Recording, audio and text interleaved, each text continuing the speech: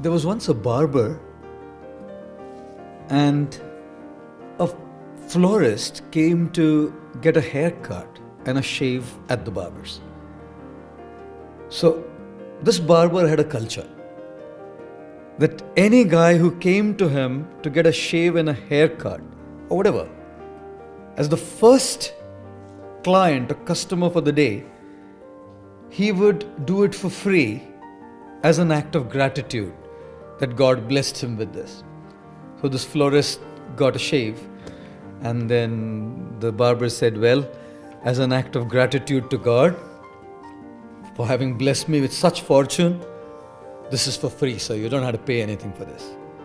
The next morning, when the barber came to open his shop, he found 12 flower bouquets kept there, and with a short note, thank you so much for your kindness, just reciprocation of gratitude and love, thank you.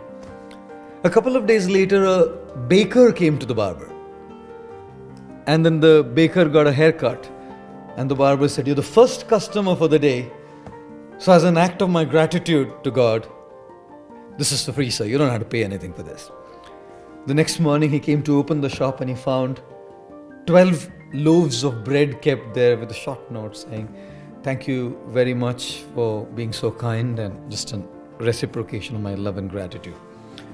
A couple of days later, a Gujarati gentleman came there for a haircut. So when he got the haircut, then the barber said, as an act of gratitude to God, I don't charge for this, free, thank you very much, this is my gratitude. And so you don't have to pay anything. The next morning, when he came to open the shop, there were 12 Gujaratis standing there in a queue to get a haircut.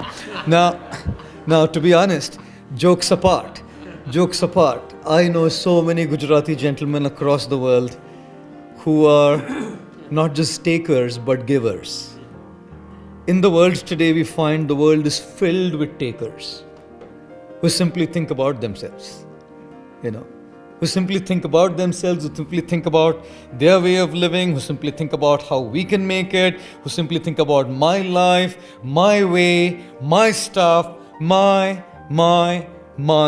And if there's one word that fills the minds of people in the world today, it's my. They're called the takers.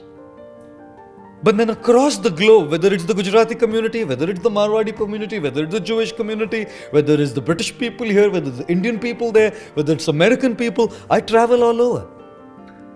And I find a great upsurge of people who are moving from being just takers to be givers. Because when it comes to being takers can eat well, but givers can sleep well. Takers can have a great time. Givers can have a great life. The reason is because in the art of giving, there's something incredible, which somehow nothing in the world can buy. Satisfaction. In the art of giving, in the art of sharing, in the art of caring, and when it comes to sharing and caring, one is to be daring to do it. When one takes to sharing and caring, there's something incredible that happens. Magic. Satisfaction. How many of you breathe? Ladies and gentlemen, none of us in the last 1 odd hour of, shall I say, through the day, have been conscious of our breathing.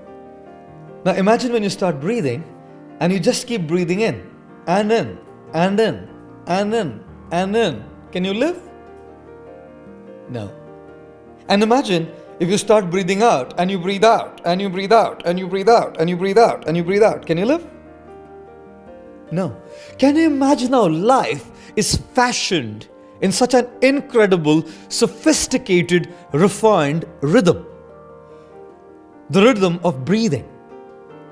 When we talk about life, we talk about the rhythm of breathing, where so unconsciously there's taking in and there's giving out.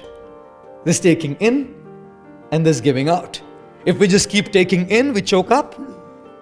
And if we just keep giving out, we choke up. What an incredible balance life has to teach us. What an incredible rhythm simply our breathing has to teach us. That life can't just be a life of takers where we just keep taking, just taking or taking. Nor can life be just giving.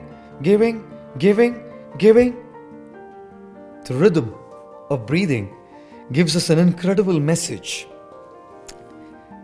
Take in, to give out, have, to share, grab, to care. That incredible balance, that incredible equation is what makes life amazing.